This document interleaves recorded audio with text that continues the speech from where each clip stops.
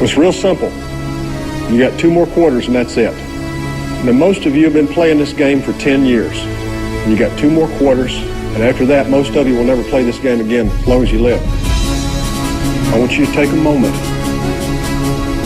and I want you to look each other in the eyes. I want you to put each other in your hearts forever, because forever is about to happen here in just a few minutes. Stay up there! Use your strength, kid. Use your strength. You got this. You promise. I promise you guys. You got to stay up there, Connor. Josh, hold it! Hold it! Hold it! Josh, you got this! Hold it! Let's go! Hold it! Breathe! Hold it! Hold it! Let's go!